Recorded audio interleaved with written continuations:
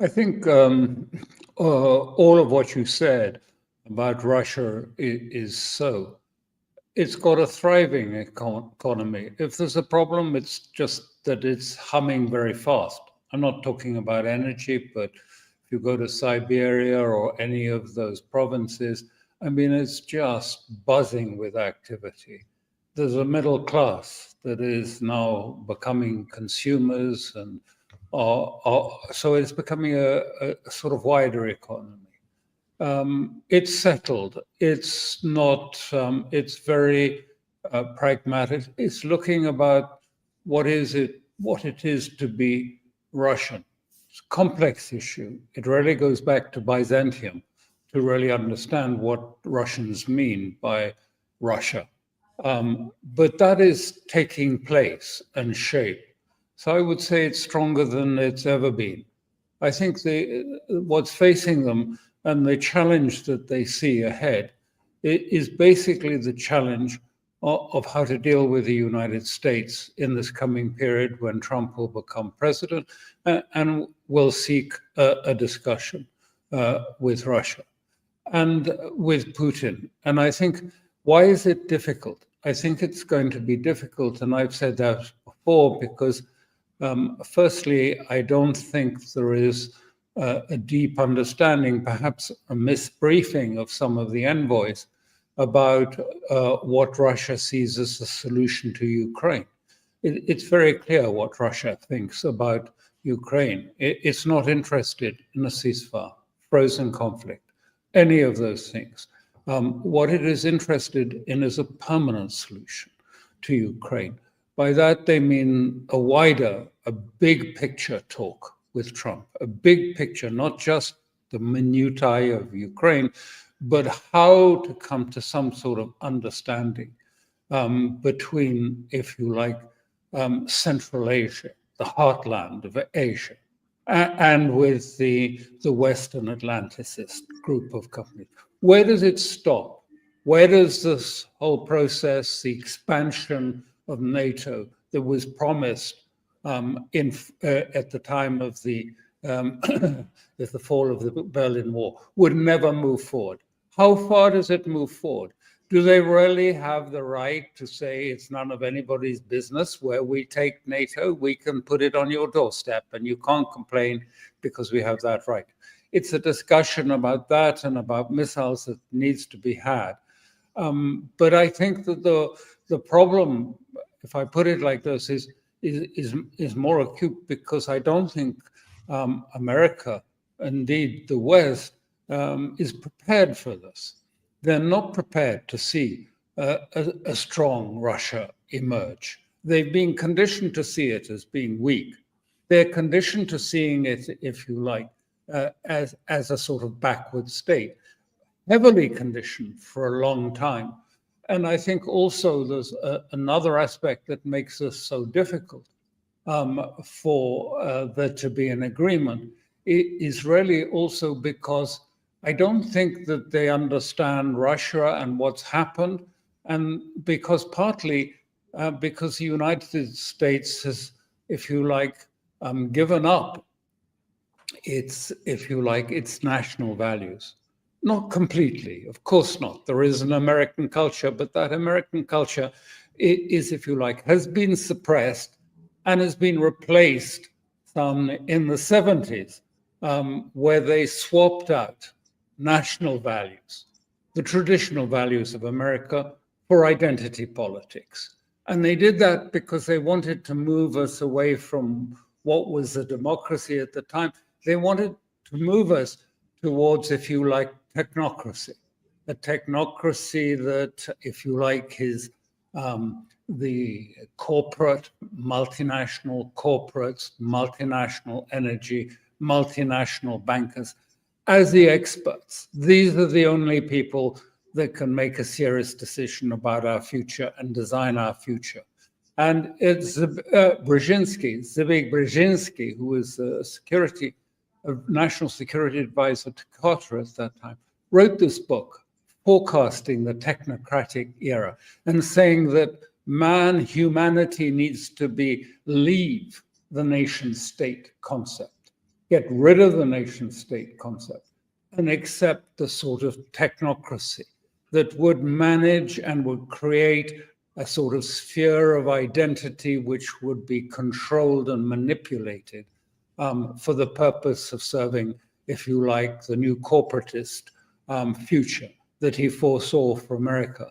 And that this has great consequences for doing a deal on Ukraine, because this identity politics has been used in Ukraine to try and present Ukraine, or at least the west of Ukraine, west of the Dnieper River, as Europe, and that the other part is Slav, and to create a cultural conflict, if you like, between European Ukraine, based on its identity that it's somehow more European than Slav, against Asia and the values of Asia.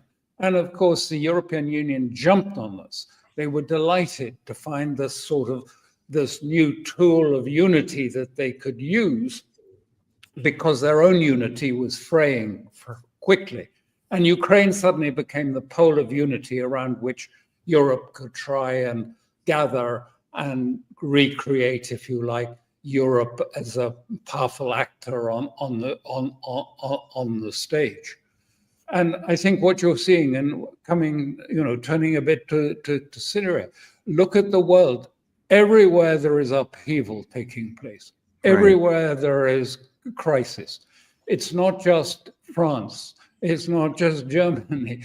It's Romania. It's Moldova. It's even South Korea. So everywhere we see this.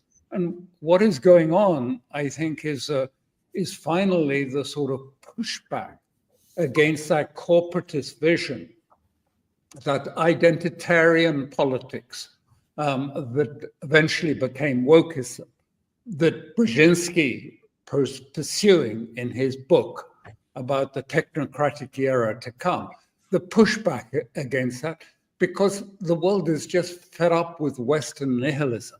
They want to find something that has meaning. They want to find something that has value in life, and to get back to their own values, civilizational values.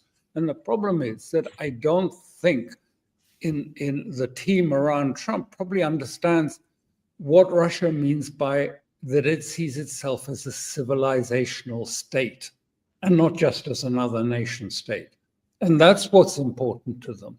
And it has to be negotiated on those sort of understandings, and not simply about, shall we freeze this here? Shall we freeze it there? No, they want a permanent solution, which means a new security architecture for Central Asia and for Europe that puts frontiers, puts limits on behavior, puts limits on missiles. Do you think that the elites in Europe and the neocons in the State Department and the people around Trump understand the Russian mentality, the Russian vitality, the Russian self-perception, and that their grand experiment, I'm not talking about the people around Trump, but the elites in Europe now and the neocons in the State Department, their grand experiment in Ukraine has been a colossal failure? A complete failure. And of course, this is part of the difficulties that Russia is having to cope with, because how do you negotiate with Trump in such a way that he can present this as a success? The last thing, Trump stands for, making America great, America's leadership, all of these things. And what Russia is trying to do is to usher him slowly along the path of multipolar world, where America will be an important state amongst equals, amongst a concert of powers, but not the hegemon dictating to the world what it believes and what its vision for the future is. That's what's been rejected almost across the globe. But it's a very difficult thing to understand. How can Trump do it? And I believe the only way he can do it, really, is by actually going up the, if you like, metaphysical stairs, with Russia and saying, let's do a big deal. Let's talk about how Russia and China and Iran interact with the West and how we can manage that, what are the guardrails, how we can do that. And do you know what? That is a victory, because what I'm doing is saving America from the Third World War. Because otherwise we would go on forever. If we go on as we're going, we walk this sort of delicate cusp of escalation, of possible escalation. If we don't get a specific agreement on Ukraine, then things may escalate. And escalate, who knows, to nuclear war or whatever. I'm going to save you from that. The problem is that, I don't think America's really been prepared for the sense of, if you like, that your decision to change to being a multipolar power rather than a hegemon. And so it's trying to find a way of getting victory out of a failure. And that's not easy. And I think that's why, maybe he can conceive it and he can reconfigure it in a way which is more important. How do we finally solve all these problems so that we actually put a World War III, that we don't walk along that precipice of potential escalation that could lead anywhere at any time? And that's why I think the only way to do this is actually go big picture, not little picture. And I think that maybe, I think Trump has sent signals that he can do this. I'm not sure that the people around him understand it as well. Very interesting series of observations. Switching over to the events in Syria at the tail end of last year, who or what was the prime mover in the demise of President Assad's regime?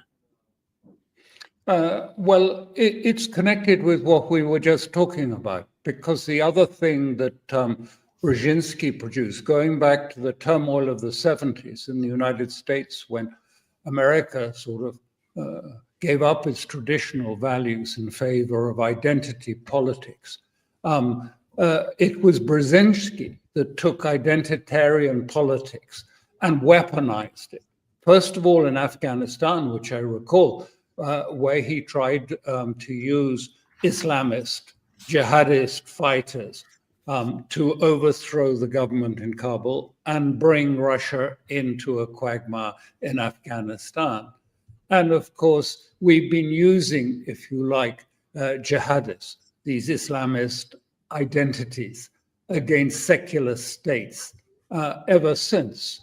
And of course, that's just what we've done in Syria. We've used, if you like, HTS, an ISIS rebrand, in order to create a coup d'etat in Syria. Now, what's it all about? You ask, what is it all about? Well, I think it's very clear what this coup is about. It is essentially, what do they say? What does Jolani al-Shara say? He says, look, I'm open to business coming here and investing. I'm open to oil companies, energy companies coming here. I'm open to all of it. And you know what? I want to normalize with Israel. So I think, he's saying it so clearly that this is another process of normalization, trying to normalize the field for Israel. The kings, the emirs of the Gulf normalized long ago. They are all, stuck to their Bloomberg terminals and are thoroughly sort of, if you like, normalized. But the resistance axis wasn't. And so now coup d'etat has been mounted using the same tools that Brzezinski was outlining in his grand chessbook, and using that to undermine it, but to create normalization.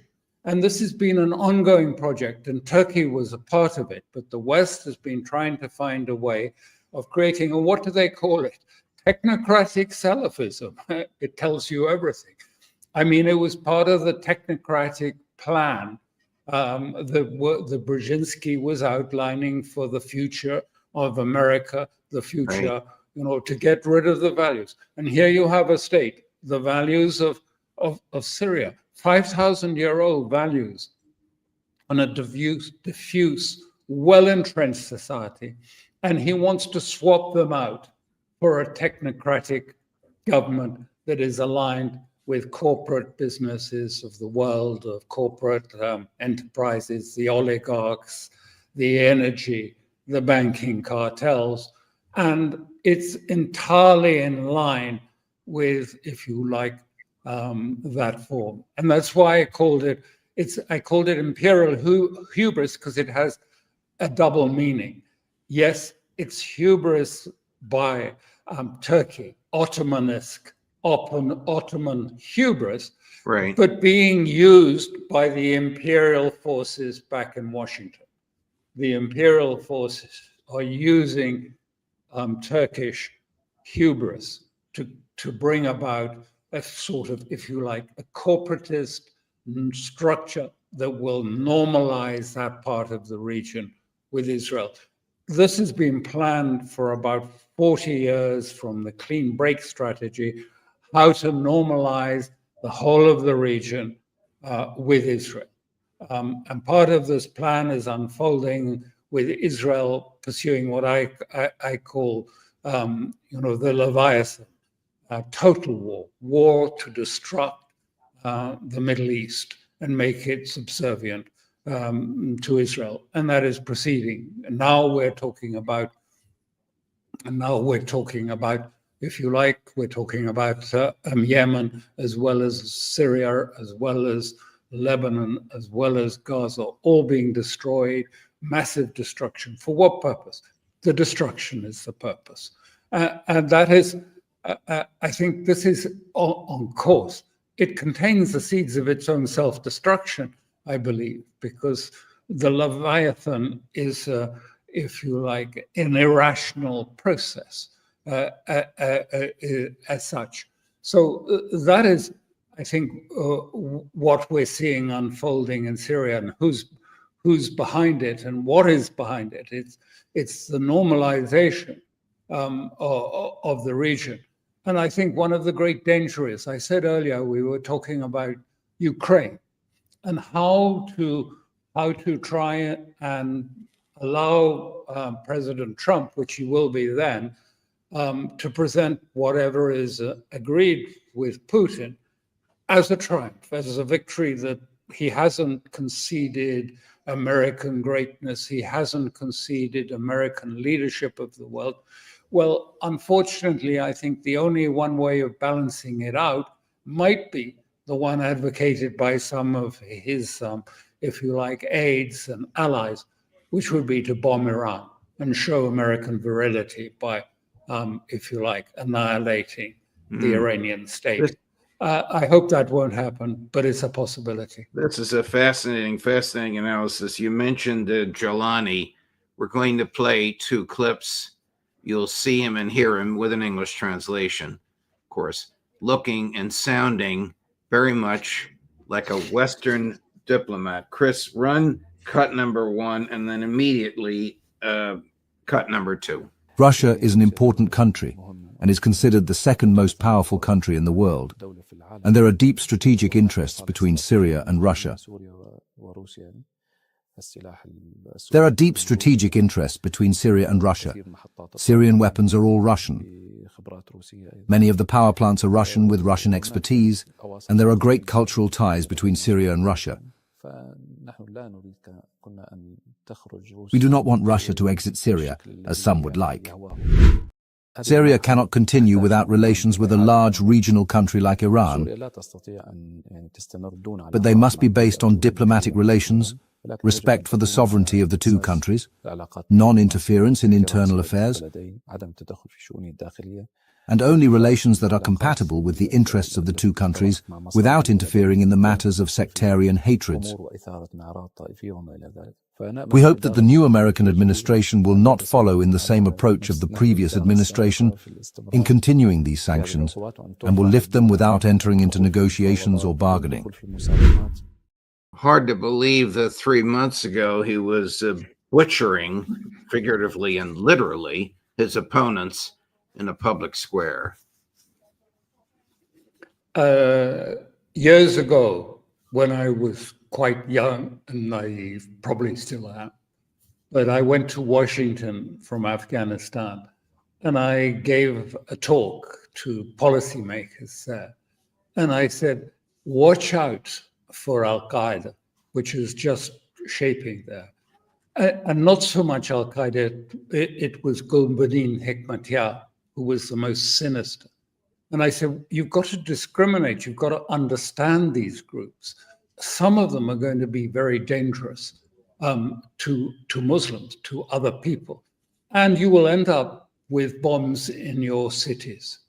And I remember being taken by a senior American senator who sort of condescendingly put his arm around my shoulders. And he said, listen, those people you warn us against, they sure kick communist ass. And, you know, I'm sure they're saying, listen, Alastair, those people you're warning us against, the Julanis, now in a suit, now saying all the right normalization words towards Israel. Listen, he does exactly, this is exactly what we want. He's kicking out the resistance. He's kicking the resistance backside, and he's going to normalize with Israel. Isn't that a success?